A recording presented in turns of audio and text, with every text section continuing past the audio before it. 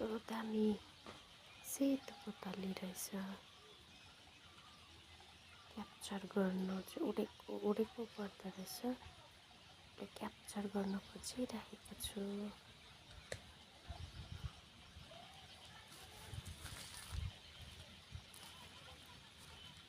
Wow, कति सुन्दर प्रभुको सृष्टि।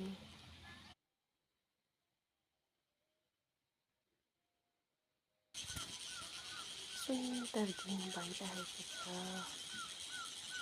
पानी परेर यसरी घाम लाग्दाखेरि कति सुन्दर देखिरहेको छ। हरियो औलाहरू सबै यति मजाले सबै फक्रिरहेको छ। सुकिरहेको सबै पत्ताहरू हरियो भइरहेको छ।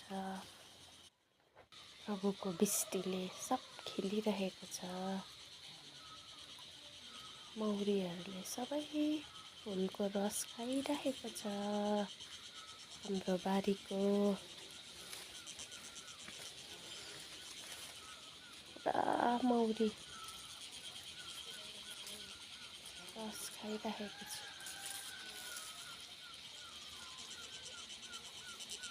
र आजको यो मेरो दिनको सर्ट भ्लग सुन्दर आनन्दित दिन तपाईँहरूलाई सेयर गरिरहेको छु।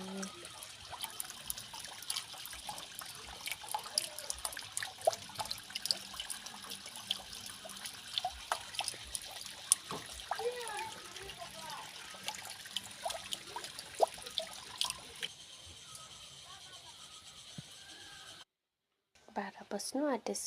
सबैलाई, मेरो फेसबुक फ्रेन्डहरूलाई सबैलाई एकदम आजको दिन शुभ रहोस्। तपाईँहरूको सबैजना जति पनि मलाई सपोर्ट गर्नुहुने हुनुहुन्छ, जति पनि मसँग जोडिएको मेरो साथीहरू हुनुहुन्छ, सबैलाई आजको यो अनमोल यो सुन्दर दिनमा सबैको दिन शुभ रहोस्। म चाहिँ माम खानु थालेँ, माम गाउनु थालेँ परेछ नि त। ए यस्तो बनाएँ, चिकन त्यसरी बनाएँ, अनि सिस्नु छ हो, अनि खोर्सानी निम्बु खाँदैछु।